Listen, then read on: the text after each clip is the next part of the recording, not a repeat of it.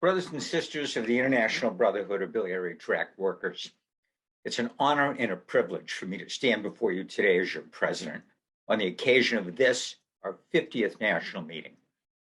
To all of our members, from those who simply drain the gallbladder to those who descend into the depths of the common duct, to those who hold retractors and to those who bypass, to the laparoscopist and to the laparotomist, and even to the dissolver and the pulverizer, I say thank you for your support.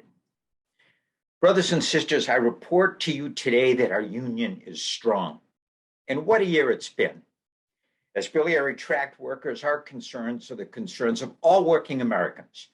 Fair wages, good working conditions, and a pension plan consistent with our planned futures.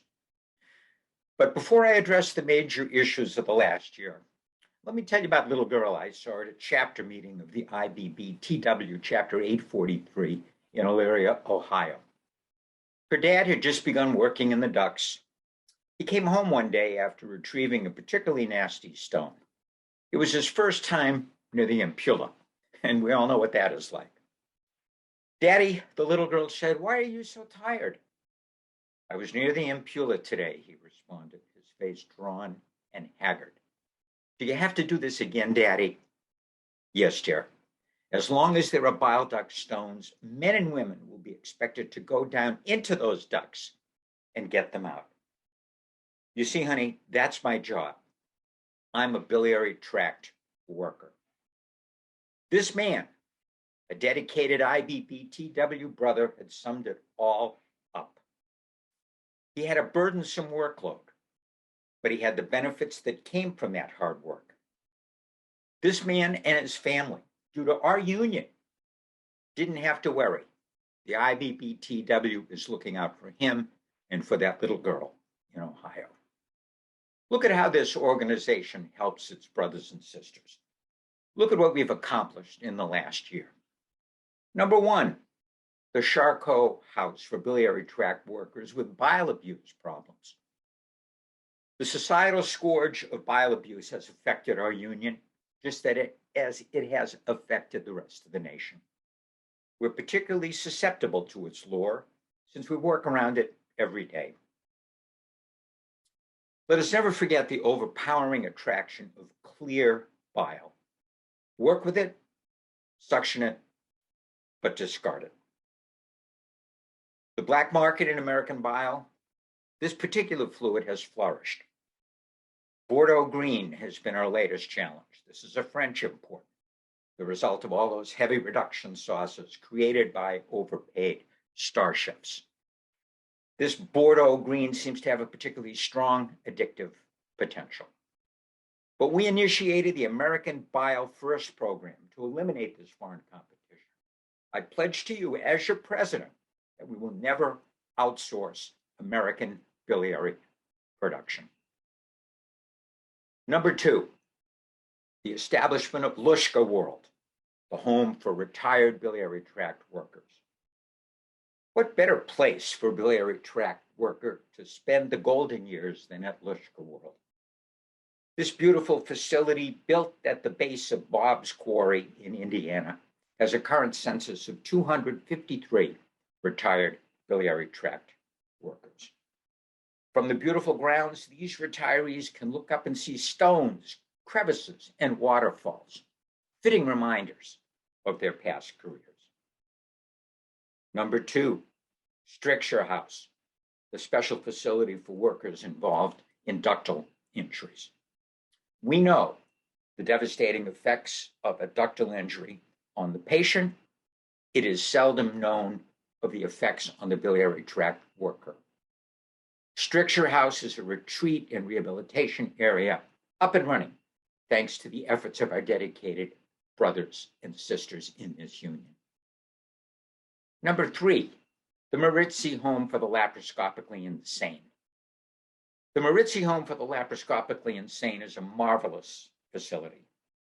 Mindful of the psychiatric effects of lengthy advanced laparoscopic cases, the board recognized the need for intensive psychotherapeutic help for biliary tract workers involved in these long efforts. Staffed by a dedicated crew of psychiatrists, occupational therapists, and retired pharmaceutical representatives, this facility rehabilitates workers and returns them to the biliary workforce. All of these projects have been set up and maintained by the IBBTW Pension Fund, all for the benefit of biliary tract workers. Now, many of you remember the early days of this great union, and forgive an old Union warhorse for reminiscing. We must remember that we were there for the battle for better lighting. We must remember that we walked the line demanding better irrigation. We pushed through the Segura initiative for better and safer baskets. We crawled down that duct. We've chiseled at that stone. Think about it. While others talked and theorized, we descended into the Stygian depths of biliary misery. We are truly the few, the proud, the members of the International Brotherhood of Biliary Tract Workers. Now to the main issue that has torn our union apart, the impacted stone. We blast it, we chew it, we push it. The sweat of our collective union brow aims to remove it. As your president, I can assure you that we will never give up this fight. It is a fight worth fighting. The ERC faction of our great union, that reactionary splinter group, was rightly stripped of its membership due to the courageous work of our board. They abandoned the basic goal of our union. Their fate was sealed. They must live with their own vision of biliary work. I'm glad that my father's not alive to see this abrogation of biliary responsibility. He would be upset. I proceed now to the annual report of the ROO Committee. This committee now meets monthly, providing skilled expertise and counseling for our workers who have been involved in ductal accidents. I view these ductal accidents just as my colleagues in the United Mine Workers view their accidents. The comparisons are obvious. Mine workers are working deep in a hole with poor lighting. Ductal workers do the same. Mine workers work in teams. Ductal workers also work in teams. Mine workers must use drills, pulverizers, and explosives. We, as ductal workers, do the same. Mine workers retrieve large chunks of rock. Ductal workers do the same. Mine workers bring a canary down in the mine shaft, and when it dies, they know they're running out of air. We, as ductal workers, bring interns along, and when the intern drops, they know it's time to convert to an open case. Many, many similarities. Mine workers, despite sophisticated geologic mapping, can be misled and may drill in the wrong direction. Bile duct workers, despite sophisticated geography, and radiologists, most of whom majored in creative writing, can be misled and can also wind up in the wrong location. Now, you may have heard of some internal dissent on the ROO Committee. That particular committee argued, and it is true, that the anti-colics are warring with the retrocolics. But in the spirit of this union, we know that they will resolve their differences equitably and fairly, and they will come to a true isoperistaltic compromise. For through compromise results unobstructed bile flow. Brothers and sisters of the IBBTW, today is a new day for biliary workers. We have a bright future. The future is as bright as the light at the end of our laparoscopes. It is as bright as any operating room light. It is as bright as the flash of a laser beam on an impacted stone, and certainly as bright as an argon beam glancing off the liver bed. And yes, it is as bright as the smile on a patient who says, "Thank you, doctor. May I have my stones?" Now on to our greatest challenge. I would like to review with you the issue for which we are reviled. The issue that is our peritoneal Waterloo, our ductal Dunkirk, our biliary Bataan. our Gallipoli of Gaul, our sphincteric Stalingrad. It is a black and white memorial of our failure. And I refer, of course, to the retained bile duct stone.